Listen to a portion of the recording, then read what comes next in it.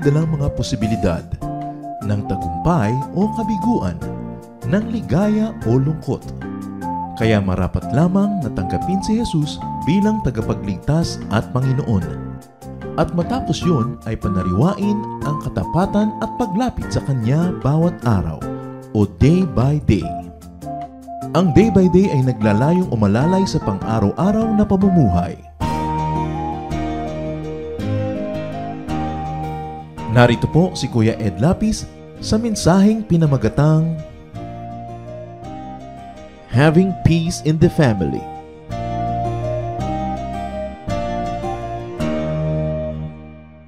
Napakahirap po kuminsan na ang isang pamilya ay gulo-gulo at nag-aaway-away ang mga membro o kaya may mga tampuhan, di nag-uusap. Peace can sometimes be very difficult to achieve, even to enjoy within the family. Bakit kaya ganoon samantalang dapat yung pamilya na nga ang pinagmumulan ng ating kapayapaan at katahimikan? Ang ating pong pag-aaral ngayon, pinamagatan nating Having Peace in the Family. Pagkakaroon ng kapayapaan sa mag-anak o sa pamilya. Aming Diyos, salamat po sa aming ibinibigay mo na lakas. Salamat at maaari kaming lumakad, tumayo, makinig, makakita. Nawa lahat ng ito, Panginoon, ay magamit namin upang magtuon ng pansin sa inyo. Forgive us our sins, cleanse us from all our iniquities. Make us whole, O God. Open our eyes and ears so we can see and hear you. At nawa, Panginoon, mangusap po kayong may kapangyarihan. Maging mahalaga nawa, Panginoon, at lapat sa aming mga pangangailangan ng iyong mensahe. Ituro mo ito sa amin para sa aming mga pamilya o para sa mga pamilya ng mga malapit sa amin. Nang kami ay maging mga tagapayo, maging tagapanalangin para sa isa't isa. Bigyan mo po kami ng kaliwanagan, ipaliwanag ninyo ang inyong karunungan sa amin, Panginoon, at nawa magamit namin para sa aming buhay at para doon sa mga nahihipo ng aming buhay. So, Father, we pray that you be the speaker. Lead us unto greater knowledge of you and lead us unto greater peace in our homes. In the name of Jesus, we commit this whole proceeding to you, Father. Ano-ano po ba ang mga ugat ng karamihang mga gulo sa pamilya? What are the roots of the usual family conflicts? Ang isang pinakamalaking ugat po ng gulo ng mga mag-anak ay husband and wife conflicts. Pagkakagulo ng mag-asawa, usually infidelity or personality issues. Dahil may nagtaksil o dahil magkaiba ang personalidad, hindi magkasundo, walang patawaran, bangayan ang bangayan, and husband and wife conflicts cause and shape and color family-wide conflicts. Pag may conflict ang mag-asawa, madadama yung mga anak. Mas malala ang conflict nila, mas malala ang damage sa buong pamilya. Bakit po ang tatay o ang nanay ay sisikapin na magkaroon ng mga kakamping anak? O kaya ang mga anak naman ay kukuha ng kakampi, will take sides, magkakahati-hati, kanya-kanyang pangkat. Kaya mahalaga na ang mag-asawa, kung meron man silang pinagkakadiferensyahan, they must resolve and limit and minimize the differences. Family conflicts are caused by a problem father or a problem mother. At ang mga anak naman ay hindi dapat sumangkot sa gulo ng kanilang mga magulang at hindi dapat magkampi-kampihan. Exodus 23 verse 2, do not follow the crowd in doing wrong. Lalong-lalo naman, do not follow your father or your mother in doing wrong. At kung meron silang pag-aaway, ang mga bata ay hindi dapat sumasali. The children must remain neutral. So that's one root of family conflicts, husband and wife conflict. Another root of lingering family problems, kung minsan hanggang tumanda na lang ang magkakapatid at mamatay, childhood battles. Marami pong mga sigalot ng magkakapatid na may mga edad na ay nagmumula pa at nag-uugat mula sa kanilang pagkabata. Their childhood quarrels, their childhood competitions, and even childhood jealousies. At dahil hindi na maibabalik ang panahon, hindi na maibabalik ang nakaraan, what has been done cannot be undone, brothers and sisters must learn to forget. Hindi na dapat nagtatanim pa ng sama ng loob ang magkakapatid. Sa mga problema, mga agawan, selos anong araw, nung maliliit pa sila, hindi pa wasto ang pag-iisip. At dapat pag naging wasto na ang pag-iisip ay kalimutan na ang nakaraan, sapagkat kung hindi na naging maganda ang samahan noon, hanggang mamatay ba naman at tumanda ay dadalhin pa ang hindi magandang samahan.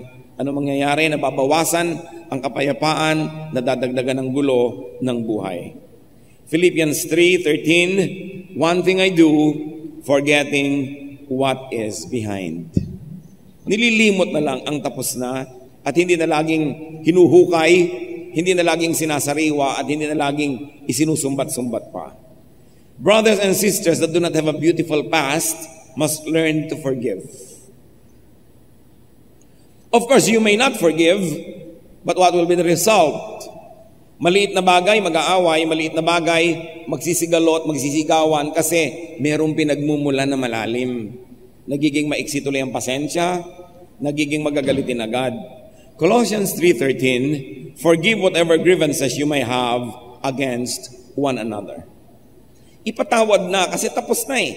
Kahit na ano pang uri ng pagkakamali at pagkakasala ang nagawa laban sa atin, pagtapos na ang panahon, hindi na naibabalik. Para na lang hindi lumaki ang damage, para hindi na dumami pa ang lalo ng sakit na ating mararanasan, ang pinakamabisang gawin ay magpatawad. And then turn a new page. Lumikha ng bagong buhay, bagong relasyon, bagong pakikipagkapwa at pakikitungo sa ating mga kamag-anak.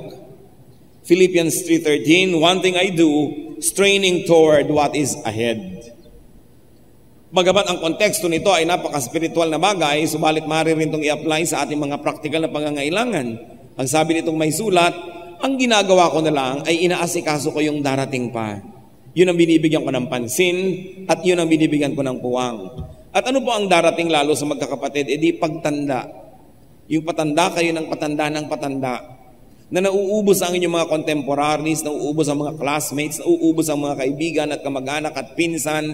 Kaya ang natitira na lamang na karakter ng buhay mo ay yung mga dati mo nang kilala, yung mga kapatid mo na hindi naiiba ang relasyon nyo kahit anong mangyari dahil kapatid mo. So bakit kailangang magtanim? Bakit kailangang pahabain? Samantalang pwede namang maglimutan na lang. At asikasuhin na pagandahin yung darating pa, lalo't kung naging pangit yung nakaraan, bakit patuloy pang papapangitin yung hindi pa dumadating ng mga araw? It is a decision that family members have to make. Another root of conflict in the home, another root of family conflict is domineering persons. Mga sobrang dominanteng magulang, sobrang dominanteng kapatid, sobrang dominanteng mga tiya, mga kamag-anak. Sa atin pong lipunan sa Pilipinas, ay iginagalang natin yung ranggo at edad. Kaya meron tayong ate yan, kuya yan. May ditche, may sangko, may sansipa, may kung ano-ano. Pero ang mahalaga, pagka po kayong magkakapatid, pare-pareho ng lampas ng 20. Pare-pareho ng lampas ng 30 anyos o 40 anyos, dapat kumikipot na yung agwat ng inyong ranggo. The gap should narrow down. Siyempre, kung ang ate mo ay 10 at ikaw ay 2, ibang-iba yung alam niya, ang dami compared sa'yo. May 8 taon kayong agwat. Pero kung siya ay 18 at ikaw ay 12, marami pa rin siyang alam kesa sa'yo.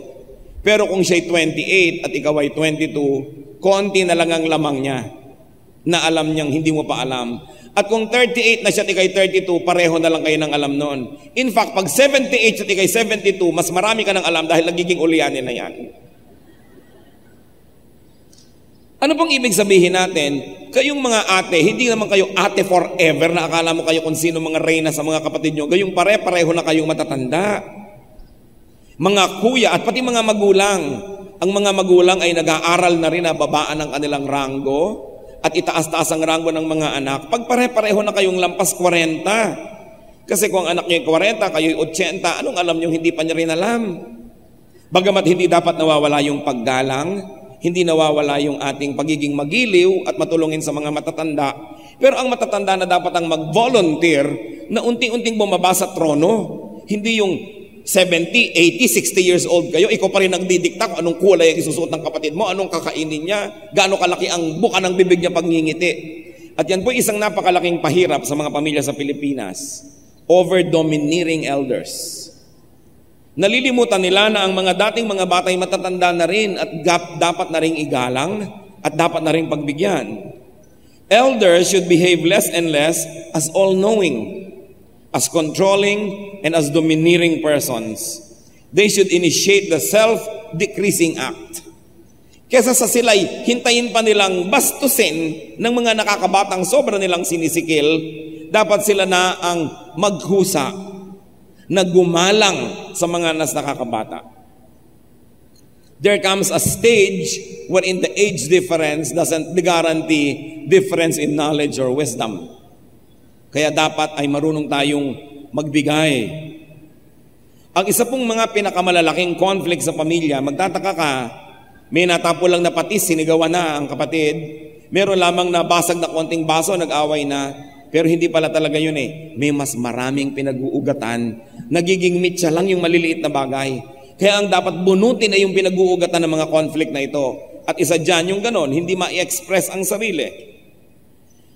Hindi ma-i-express. Marami pong mga tao at hindi kayo siguro mabibigo kung titingin kayo sa inyong paligid, sa inyong mga kamag-anak, they are not able to live their lives because they are living the lives of their elders for their elders. Kung gaano katabang ang gusto na timpla ng matanda, yun ang magiging timpla ng lahat. Kung gaano kaasim ang gusto niyang asim ng sinigang, yun ang asim ng lahat. Kung ano ang gusto niyang oras ng gising, yun ang gising ng lahat. And the others no longer have their private and individual liberties. Dapat meron. Dapat pababa ng pababa ang ranggo ng sobrang matataas at nagkakapantay-pantay na rin yan pagdating ng araw. Subalit, I like to emphasize, hindi dapat nawawala ang paggalang. Hindi nawawala yung respeto. Pero kadalasan nga kaya nawawala yung galang dahil sa tinitimping inis na hindi maibulalas. Many lives are not lived to the fullest because they remain just shells, just footnotes, just shadows of the lives of those who dominate the family. At sa atin pong lipunan, usually may ganon. Meron talagang isang dato, isang sultan, isang sultana. Kung hindi man pinakamatanda, yung pinakamapera. Siya ang nagdidikta ng lahat. You know, one of the missions of the Lord Jesus Christ, if you're going to analyze His mission, is to set people free. Kasi sinasabi niya, I am truth, truth sets free. At isa sa mga pinaka-oppressive system sa panahon ng Panginoong Jesus was the family system. Ang pamilya dapat yan nag-nourish, nagbibigay sa iyo ng growth, nagbibigay sa iyo ng pakpak para lumipad, pero napakadali din na ang pamilya ay maging kulungan ng isang tao na hindi na siya nakalipad forever dahil sa pagpigil ng pamilya. At ang Panginoon, bagamat sa biglang tingin nakaka-disturb ang mga teachings niya, huwag natin kakalimutan that He came to set the oppressed people free. And one of the greatest oppressors during His time was the family system, the paternalistic system of His time. Kaya pag inanalyze natin ang mga turo niya, halimbawa sa Matthew 10:35 to 36. For I, meaning the Lord, have come to turn a man against his father, a daughter against her mother, a daughter-in-law against her mother-in-law. A man's enemies will be members of his own household. Ano po ang tinutukoy ng Panginoon dito? Magtuturo ako sa inyo ng mga bagong katuruan. Hindi yan magugustuhan ng matatanda ng pamilya nyo. Hindi kayo papayagang sumunod sa akin. Sabi niya ganoon. Kaya huwag niyong isipin na dumating ako para lalong payapain ang pamilya. Hindi. Dumating akong may dalang tabak. At ang makikita niyo po na pinakita ng Panginoon dito na mapuputol at kung kailangang maputol dahil sa kanyang mga katuroan ay puputulin, generational relationship. Hindi niya sinabing brother against sister, sister against sister-in-law, kundi first generation against second generation. Bakit? Sapagkat sobra ang pagkontrol noong mas matatanda kaysa sa mga bata. To the point that even if these younger ones are going to find the truth, the older ones in their family will not permit them to follow the truth or follow the Lord. Kaya sabi ni Lord, Blessed are you when you leave. You are not worthy of me when you do not leave mother or father or whatever because of me.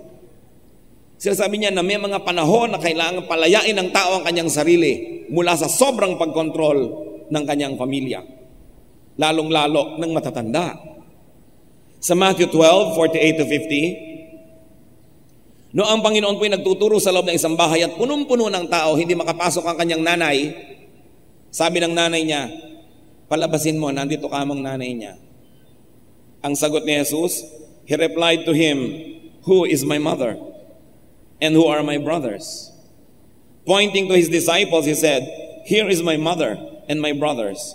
For whoever does the will of my Father in heaven is my brother and sister and mother. Very few preachers will touch these verses because they are disturbing. But the truth remains. Nalimutan ni Mary kung sino talaga si Jesus. Yung kanyang pagiging nanay, sobrang niyang ini-impose, nalimutan niya kung sino si Jesus. At kinailangang ibalik ni Jesus sa katotohanan ng utak ng lahat. Sabi niya, who is my mother? Even now, many parents forget to respect their children's age. Ang tanda-tanda na ng anak, dinodomina pa, dinidiktahan pa. Many parents forget to respect their children's achievements, even their children's position in society. In fact, maraming mga nanay, mas maraming tao, mas binabatukan yung anak na mayor, yung anak na judge, yung anak na doktor. Ipinapakita niyang siya yung nanay. Dapat kahit po tayo mga magulang, marunong tayong gumalang sa edad, sa ranggo, sa achievement ng ating mga anak. Kaya makikita mo, maraming mga elders na walang galang kahit sa mga member ng family nila. Dahil ang gusto lang nila ipakita na sila yung dominant, na sila yung domineering, na sila yung bida. And this is at the expense of the dignity of some members of the family. And this is not commendable behavior. Kaya inilagay ng Panginoon sa tama, sabi niya, sino naman ang nanay ko? Sino ang magpapatawag sa akin? I'm doing a public ministry para tawagin ako. Kasi nalimutan ni Mary na lumagay sa lugar. Kaya pati siya ay inilagay sa lugar ng Panginoon. Kaya huwag na po nating antayin na ganyanin tayo. Tayo na yung mag-volunteer na, ay anak ko pala may ginagawa, o sige mamaya na. Tatawagin ko po, hayaan mo na, huwag na natin siyang istorbohin. Hindi yung dami-dami mga tao na tumatawag sa'yo, obispo, obispo, obispo. Yung nanay naman biglang, Carling, halika nga dito. Ipapakita niya kung sino siya. Yabang yun eh. Bakit hindi mo rin tawagin na, obispo, may nawala ba sa iyong pagkamagulang kung ikaw mismo ang nagbibigay ng example sa iyong mga nakakakita sa iyo na iginagalang mo yung tao? Pero meron ding mga ganyang kapatid. Yung kapatid nila, bagamat bunso o nakababata, kahit na marami nang na-achieve at iginagalang ng lipunan, sa harap ng iba, tinatawag-tawag, ginaganon-ganon, kasi ipinagyayabang nilang kaya nila. And this should not be the behavior, especially of the people of God. Sa Matthew 8:21-22, may tinawag ang Panginoon, halika, sumunod ka sa akin. Another disciple said to him, Lord, first let me go and bury my father. Jesus told him, follow me and let the dead bury their own dead. Another difficult teaching, but nevertheless it came from the mouth of Jesus, therefore it must be preached powerfully. Siguro itong taong ito, buong buhay niya, wala nang ginawa kundi mabuhay sa anino ng kanyang ama. Hindi na siya nagkaroon ng sariling buto, sariling paninindigan, sariling buhay dahil controlled na controlled. At nung namatay na, tinatawag na nga ng Panginoon, sumunod ka sa akin. Hindi pa rin makasunod because of filial obligation. At sabi ng Panginoon, tama na yan. Makalaya ka na. Hayaan mo na sila ang maglibing. Sumunod ka na sa akin. I don't think na tinuturuan po ng Panginoon ang mga anak na huwag maging magalang sa anak. Sa magulang rather. Pero itinuturo niya na pag Diyos ang tumatawag sa iyo, ang work ng Panginoon na tumatawag sa iyo, dapat alam mo na may magulang ka sa langit na mas mataas ang ranggo. At saka itinuturo rin niya na sobra-sobra na ang pagkontrol, that you must be set free. Conversely and effectively, Jesus emphasized children's rights. Alam niyo po, nung araw, lumaki kami na pag may bisita, ligpit ang mga bata, huwag kang pakalat-kalat. No? Hindi ka pwede magpa-cute, pandidilatan ka ng lola mo, talagang talsika. Bata, alis dyan, puwera, ganon. Pagka mga nagluluto ng mga barkilyos, ang kakainin ng mga bata, yung mga durug-durug, basag-basag, yung mga buo, sa bisita yan.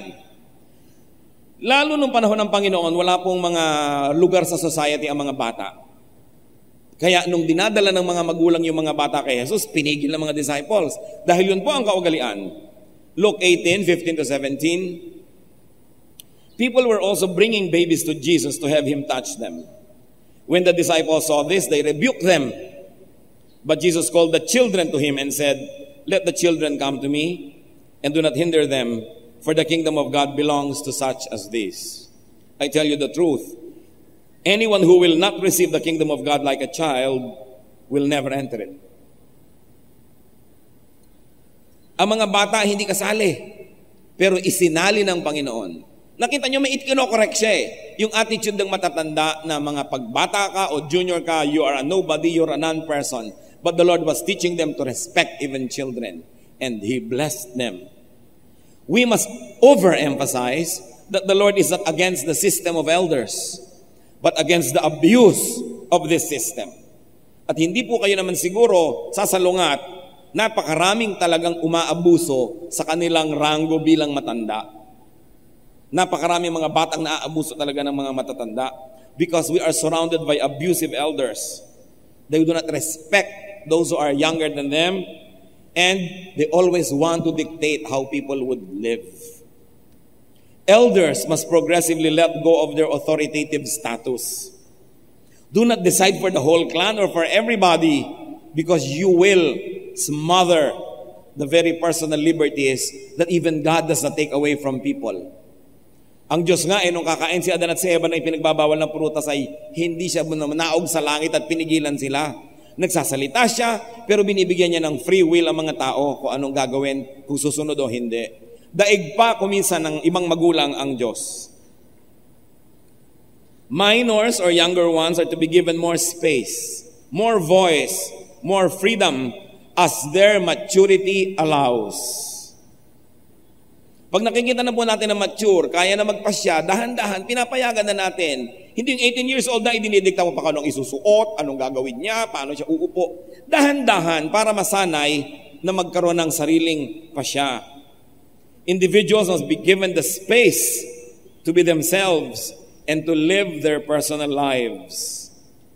The opposite creates terrible conflicts. Sa mga baryo po, lalo nung araw, ang dami-daming nasasabi na kukulam. Naiiba ang pagkatao. Marami sinasabihan, inaapuntahan yan, yan ay nagpagbilugang buwan o lusawang buwan, whatever, naiiba ang kanyang behavior. At maraming sinasabing possessed o nakukulam. Noon ding panahon ng Panginoon, napakarami pong tinawag nila mga possessed. Kung ano na nangyayari. But there is an interesting psychological analysis that can be done. Kasi po sa mga baryo, lalo sa mga mas traditional societies, sabihin nyo, bakit mas maraming kinukulam kaysa sa syudad? Kasi sobra ang suppression sa mga baryo. Ang mga tao, hindi nila magawa yung gusto nilang gawin, hindi sila makangiti sa gustong ngitian, hindi sila makapaglakad sa gusto nilang lakaran, dahil control na control ng behavior, ang behavior nila ng matatanda, ng chismis, ng mga kaugalian. Kaya hindi maipahayag ng tao ang tunay niyang damdamin, at pag sobrang dami ng nasikil, kung ano-ano ng manifestation at mga symptoms ang lumalabas, na pagkakamalang nakukulam, pero yun pala schizophrenia. Nagkakaroon ng double personality ang isang tao. Hindi naman pala possessed, naiiba ang boses kung ano-anong sinasabi, yun pala sa ganun lang paraan niya na ipapahiwatig ang tunay niyang nararamdaman dahil sa laging pinipigil. Kaya makikita niyo po sa mga very conservative families, yung may mga nanglalatigo pa ng mga magulang ng mga anak, diyan yung napakaraming parang mga nagmumukha sila mga sira-sira, may mga behavior silang sobrang kakaiba dahil hindi nila maipahayag ang damdamin because of over-domineering matriarchs or patriarchs. Kaya napakahalaga po ng duty talaga ng magulang na pag nalagot na ang pusod ng bata mula sa sinapupunan ng ina, nagsimula na ang kanyang pagiging individual person. At ang duty po natin at pribilehyo ng pamilya ay tulungan siya na maging isang taong individual. Hindi lang siya sunod-sunuran sa marami, hindi lang siya puppet para madali, kontrol ang lahat, kundi iginagalang siya at dahan-dahan na nakakaroon siya ng kasarinlan, identity, and then independence.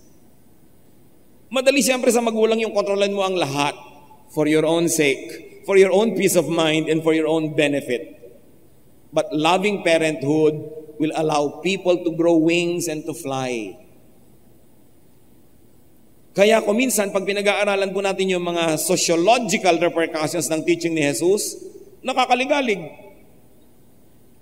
Dahil ang talagang tunay niyang misyon ay palayain ang mga taong nakabilanggo. Iba't ibang bilangguan, and the family can be one of those prisons. Another root of family conflict is religious and political issues. Sa mga pamilya po na may mga miyembrong iba-iba ang pananalig, iba-ibang relihiyon, iba-iba ang paniniwalang politikal, we should avoid challenging and criticizing each other's beliefs.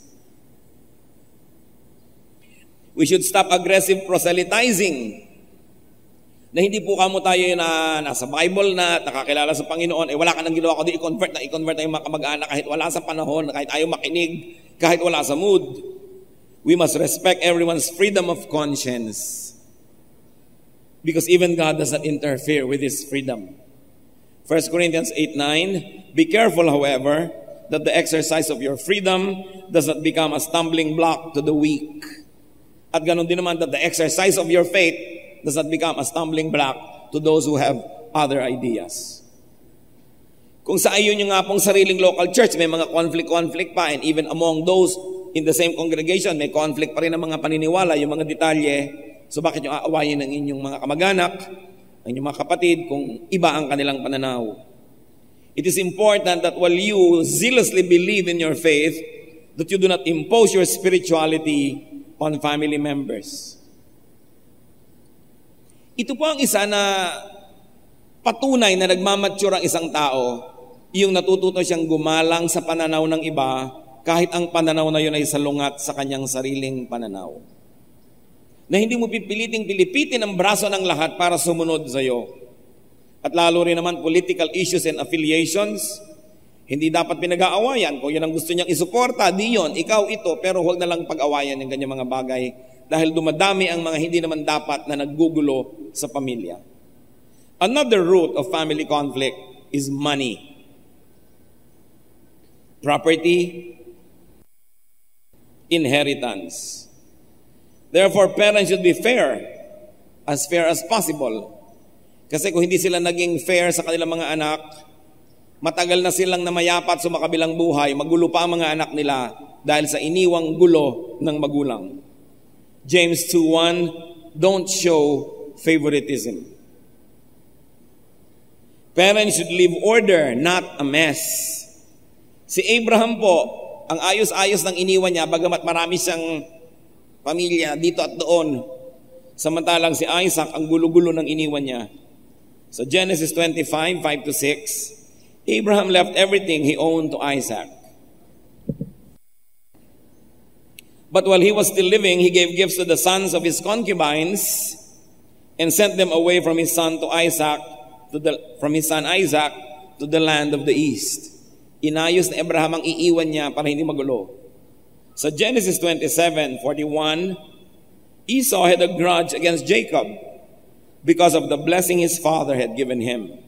He said to himself, the days of mourning for my father are near, then I will kill my brother Jacob. Sapagkat hindi nagkaroon ng katarungan sa paghahatian ng mga mana, nagbabalak itong isa na patayin ng kanyang kapatid matapos lang ang pagluluksa sa kanyang ama.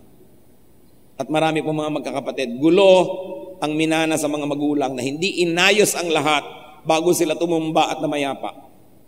Kaya dapat ay inaayos. And remember this, in-laws should keep out of inheritance issues. Mga brother-in-law, sister-in-law, hindi kayo dapat nakikilahok sa usapan ng magkakapatid tungkol sa kanilang mga mana. Nag-aaway-away ang magkakapatid dahil sa inyong mga sulsol. Siyempre, ang sister-in-law, sasabihin dito sa asawa, ang mga anak mo, baka maape. Ang ibig sabihin niya, ako, mga anak mo. Siyempre, pag ginamit mo na sa tatay yung props yung mga anak niya, magiging naman niyang protective. Huwag kayong nakikialam sa usapan ng magkakapatid sa kabuhayan dahil sabit lang kayo sa pamilya. Dapat yan napakalinaw kasi nagkakagulo ang magkakapatid sa pakikialam ng mga in-laws. And why can't many families incorporate? Bakit pag kami manahing kaprasong bukid, hindi sila magtayo ng family corporation at sosyo-sosyo? Pinaghahati-hati kahit itigit-tigis ang dangkal na lang. That is one thing that we have to learn as a people, to incorporate. Kasi yung bahay na malaki nung minana, nagkaputol-putol, lawanid dito, lawanid doon, nagmukha na tuloy na barong-barong. But hindi mag-incorporate. It is important to learn this. And brothers and sisters, need we say, help each other. Matthew 5:42, give to the one who asks you, and do not turn away from the one who wants to borrow from you. Kung kapatid mo pa, di lalo na. And important naman, mga magkakapatid, pay loans and pay your obligations. Hindi yung hihiram kayo, inilista sa tubig, inilista sa yelo, pag natunaw, bayad. Romans 13:7, give everyone what you owe him. Kung may utang ka, bayaran mo muna bago mangutang ka na naman at nang hindi ka pagsawaan. And it's important sa mga pamilya, work and earn your keep. Isa sa pinakamadalas pag-awayan ng mag-asawa, ang pagtulong ni kuya sa mga kapatid niyang tamad. Ang pagtulong ni ate sa mga kapatid niyang batugan, pinag-aawayan ng mag-asawa. Bakit kayo kailangang maging dahilan ng pag-aaway ng mga kapatid niyo at kanilang asawa? So huwag tayong pabigat. Kailangan gumawa tayo ng paraan and work for your money. 2 Thessalonians 3:10, if a man will not work, he shall not eat. Don't expect a free ride and a free circus.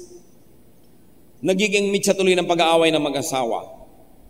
Of course, which brings us to another root of family conflict. Quarrelsome, jealous, and materialistic in-laws. A brother's wife, a sister's husband, can sow intrigue, division, and greed in a family. Kaya yung mga magulang mapiling-mapili kung sino mapapangasawa ng anak nila Kasi kung minsan, kitang-kita mo pa lamang, sa kilos, umupo-umupo pa lang, nalalaman mo na kung magiging problema ito. And in-laws can draw their spouses away from their parents and from their siblings. So, it would always be better to keep in-laws out of family corporations. Some of the people I know that have corporations are able to keep family peace because the in-laws are not involved. And most of the corporations owned by families that I know that have so much trouble, kasali ang mga in-laws. So dapat puwera. There is another source of family conflict. Proximity or familiarity. Ngipin man at dila dahil magkalapit, nagkakaroon ng pagkakataong magkagatan.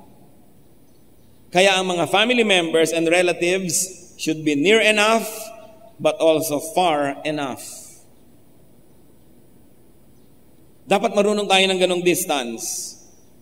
Kahit ang mga magkakapatid ay nakatira sa isang bahay na minana nila, o nakatira sa isang compound, o magkakalapit ang mga bahay, you should respect each other's space. You should respect each other's privacy. Hindi ka na lang basta-basta pumapasok sa kwarto ng iyong kapatid o pamangkin o kamag-anak. Hindi ka na lang basta-basta pumapasok sa bahay niya.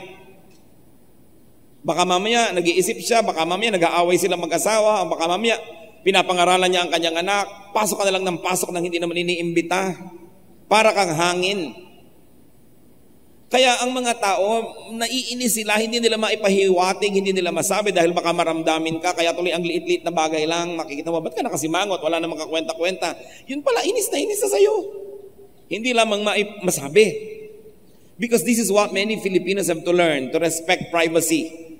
No? Sulat ng may sulat, binabasa. Text ng may text, binabasa. Pinangihimasukan. Pagka mayroong mga family members na galing, saan ka galing, anong oras na, kahit na 40 anyos na, sinisita pa. Naku, may mga kilala po ako, talagang 45 na, naku, magagalit ang nanay ko, uuwi pa ako, uuwi na ako. Ang lola mo, hindi magagalit. Ang tanda-tanda na, controlled pa, sobra namang selfish ang magulang. No? Hindi nabigyan ng konting kalayaan yung mga anak.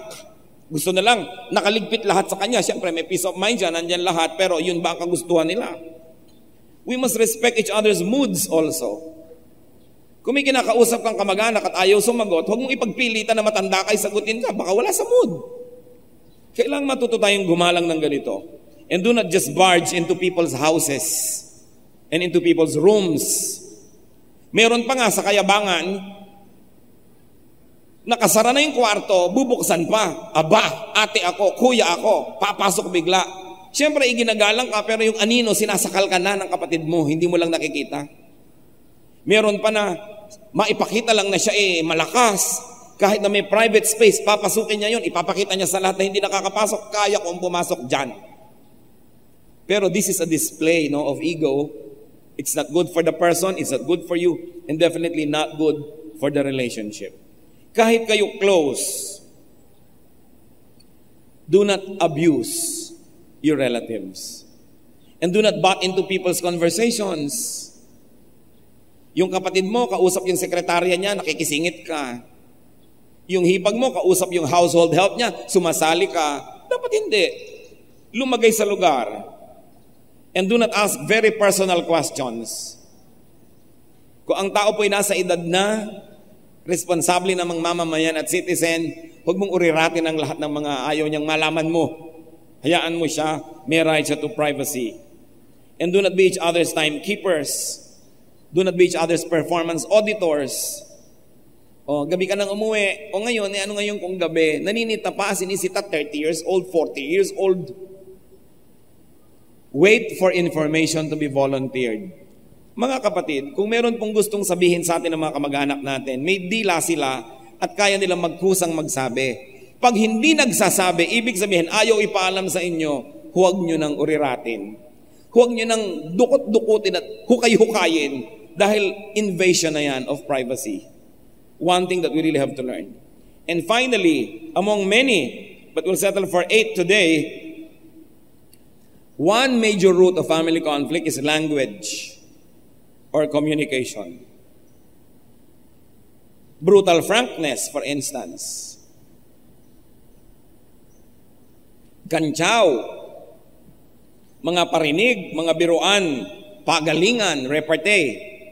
Marami po mga pamilya ang hilig magbiruan at magkantsawan, mga piko naman. Kaya ang nagiging ending, nag-aaway, nagsasabunutan, nagsusuntukan. Dahil alam ng mga pikon, nagkakantsawan pa. Kaya tigil-tigilan ng ganyan. Colossians 4:6, let your conversation be always full of grace, seasoned with salt, so that you may know how to answer everyone. And Ephesians 4:32, be kind and compassionate to one another. Ito pong mga bagay na ito ay hindi na ilalabas, hindi na pag-uusapan. Sinong anak ang magsasabi sa magulang na sakal na po ako sa inyo? Sinong mga batang kapatid ang magsasabi sa mga ate at kuya na banas na ako sa iyo, ang tanda-tanda ko na itinatrato mo pa akong bata? Kaya kadalasan, ipon at bigla na lang sumasabog, at pag sumabog ito, halos ang laki-laki ng damage, hindi na ma-repair. Kaya mahalaga mga kapatid, pag-usapan natin. Kailangan natin itong isipin. Family conflicts can be greatly reduced with forgiveness. Kung nangyari na. Patawarin na lang, kesa naman habang buhay, dalhin mo yung sama ng loob. Colossians 3:13-14, bear with each other and forgive whatever grievances you may have against one another. Forgive as the Lord forgave you. And over all these virtues, put on love, which binds them all together in perfect unity. And family conflicts can be greatly reduced with respect for each other. Nakita niyo po ang itinuro ng Panginoong Jesus at binasa natin sa Biblia. Kaya huwag niyo sasabihin, inimbento ko. Pati mga bata, iginagalang natin. Mga bata naman at kabataan, don't take this as a license na gawin ng mga ibig nyo. Ang sinasabi dito, as you prove your maturity and as you prove your ability to control yourself and to live righteous lives, then you will win the respect of your elders. Pero kung kayo irresponsable, gumising lang ay hindi magising, sa eskwela lang ay laging late pa, ay asahan nyo, nakokontrolin nga kayo ng inyong mga mahal sa buhay dahil hindi nyo inaayos sa inyong buhay. Pero kung gusto nyo igalang kayo ng matatanda at bigyan kayo ng mga ganitong mga kalayaan at space, patunayan nyo muna na dapat na kayong pawalan. Na hindi kayo magwawala at hindi kayo masisira at hindi nyo gigibain ang buhay nyo. I'm sure that you will earn the respect of your elders. So deserve before you desire. 1 Peter 2:17, show proper respect to everyone.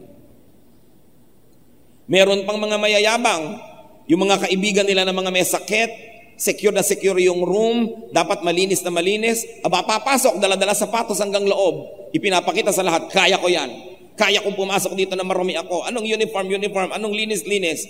Pero ano pang ipinapakita nun, bukod sa kayabangan, na kaya mo yon pero hindi ka nagiging mabait doon sa may sakit dahil baka dalan mo siya ng mikrobyo.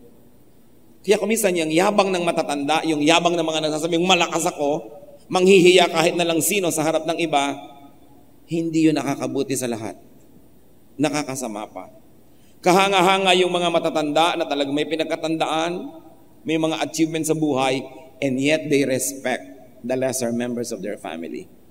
Kahanga-hanga yung bagamat ikaw ang taya at gumagastos at tumutulong, pero tinatanong mo pa rin yung mga tao, hindi ko mo ikaw maglilibre, hindi mo na sila tinatanong kung ano kakainin nila, ikaw na lang o-order ko mo ikaw magbabayad.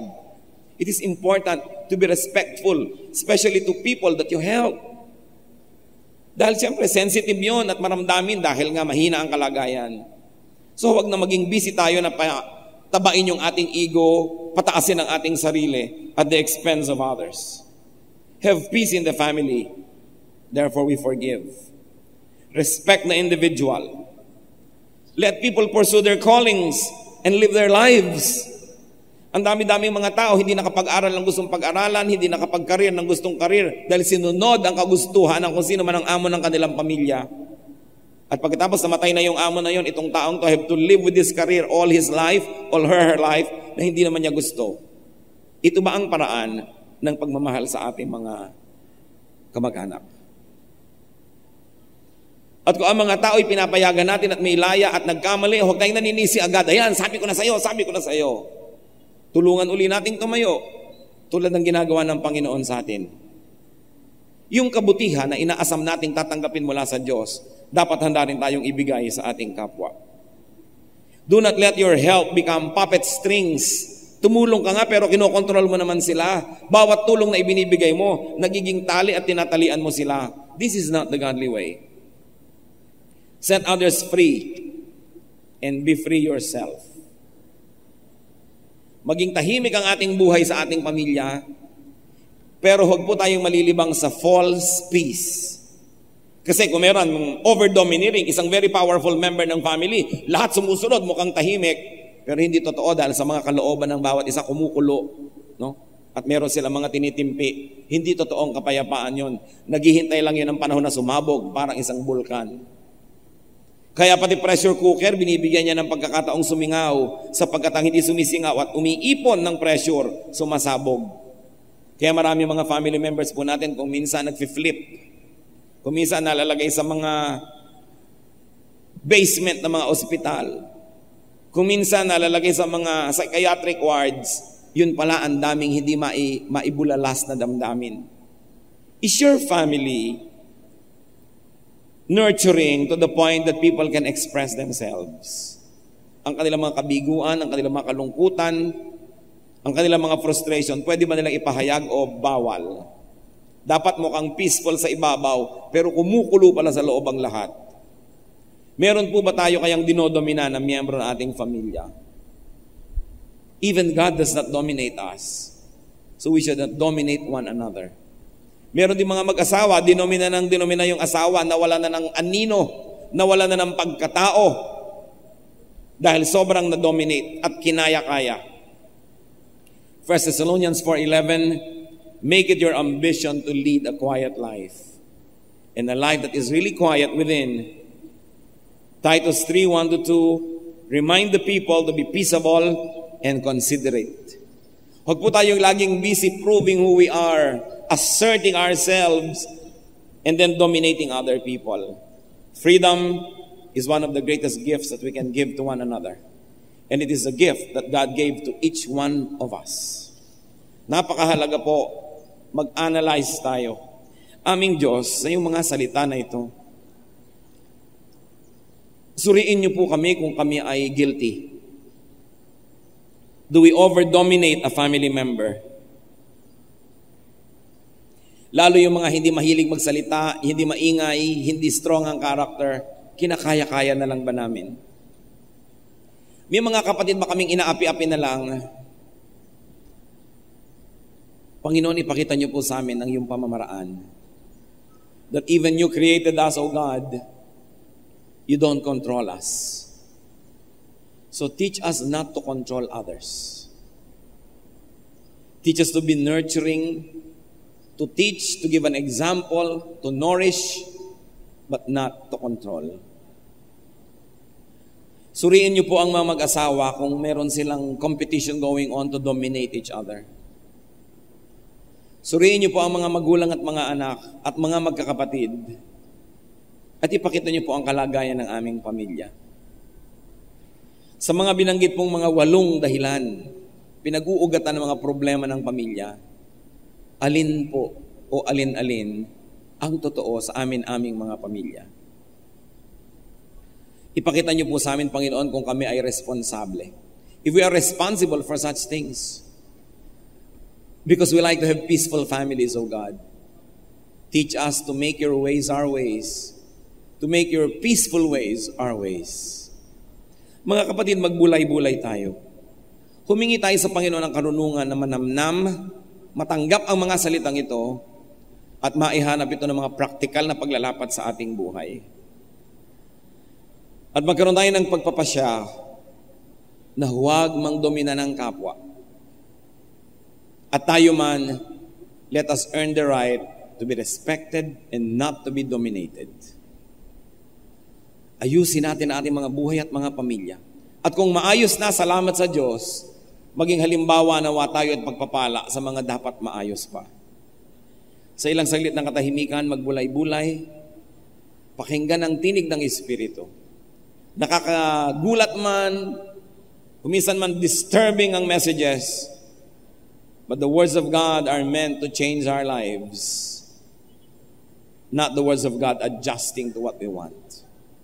Lumagay tayo sa lugar kahit tayo ay mga matatanda, kahit tayo ay mga mapera o tayo ang tumutulong sa ating mga kamag-anak, huwag aalisin ang paggalang.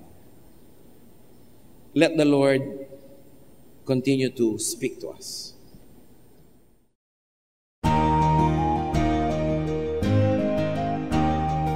Ang katatapos pong mensahe ni Kuya Ed Lapiz ay pinamagatang Having Peace in the Family.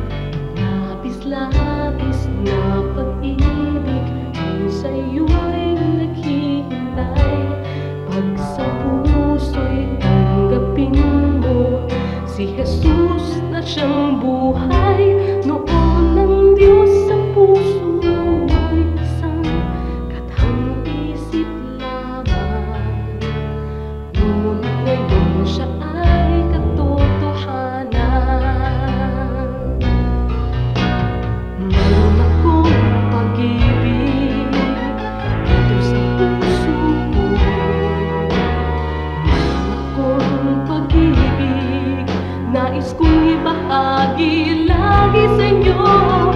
Mayroon akong pag-ibig na hindi mamamatay. Mayroon akong pag-ibig, ito ay panghabang buhay. Mayroon akong pag-ibig, ito ay panghabang buhay. Mayroon akong pag-ibig, ito ay panghabang buhay.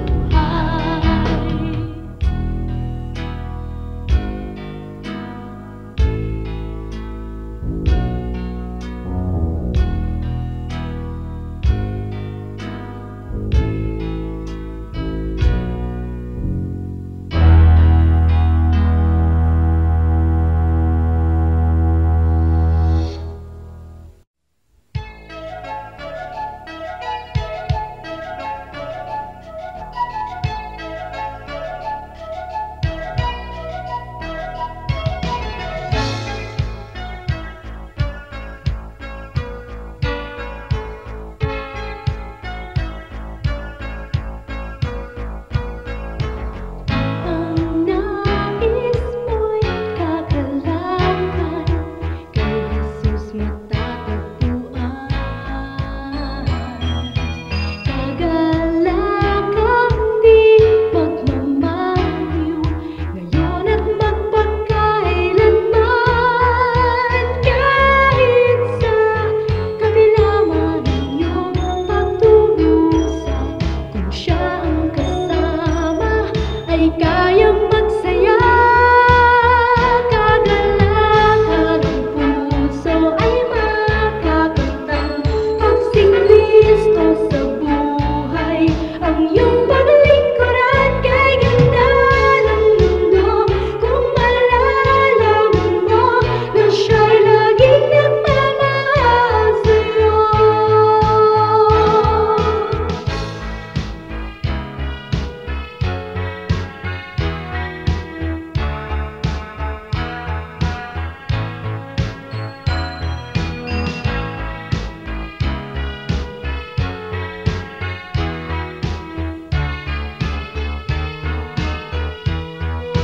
Kahit sa kabila man iyong pagturusan, kung siya ang kasama ay kayang magsaya. Kagalakan ng puso ay makakamtan, pag si Kristo sa buhay ang iyong paglingkuran. Kay ganda ng mundo kung malalaman mo na siya'y laging naghihintay sa'yo. Kay ganda ng mundo kung malalaman mo na siya'y laging nagmamahal sa'yo.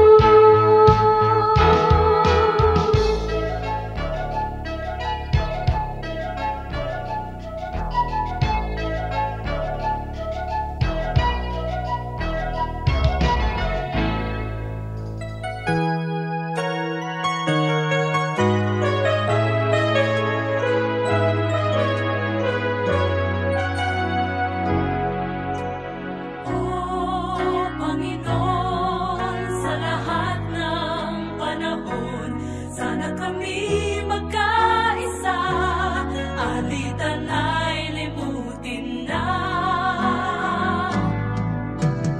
O kay ganda, tayo ay magkaisa, magkapitisig na, purihin ang pangalan niya.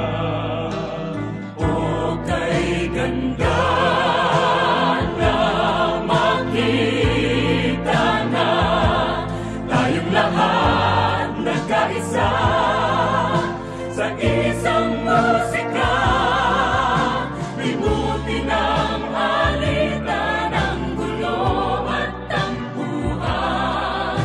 Si Kristo, siya ang tanging daan, tanging daan. O Panginoon, sa lahat ng panahon, sana kami magkaisa, alitan ay limutin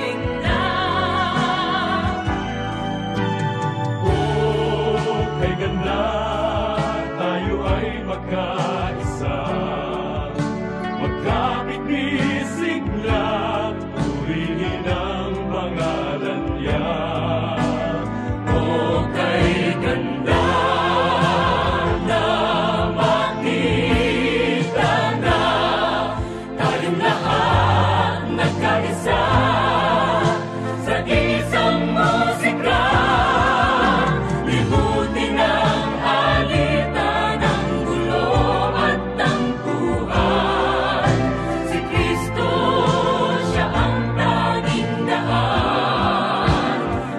Tanging ng Diyos sa kanyang katapatan, aming sambahin ang pangalan niyang banal.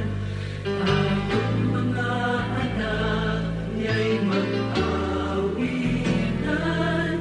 ng may galak at pagmamahal.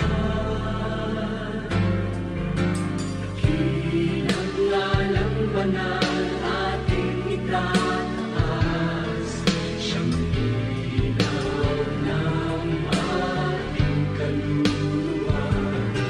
Kapangyarihan niyang taglay, hindi magwawakas, ating itataas ang Diyos.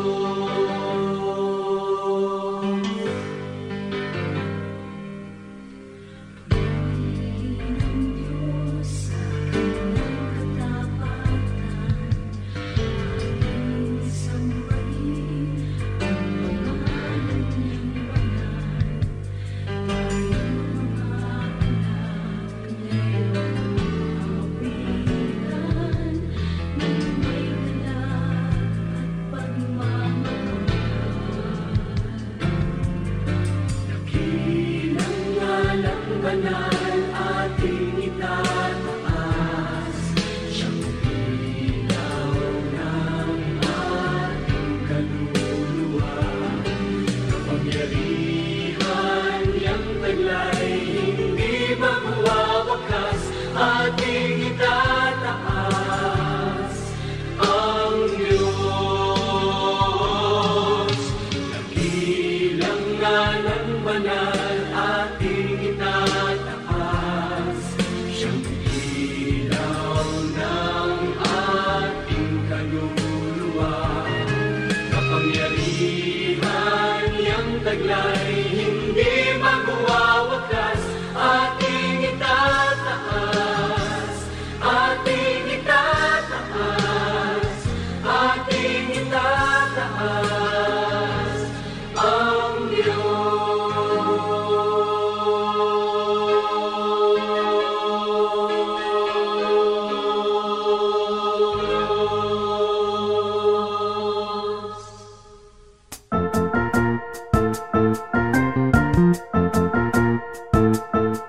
Oras na po para pansamantalang magpaalam ang programang Day by Day.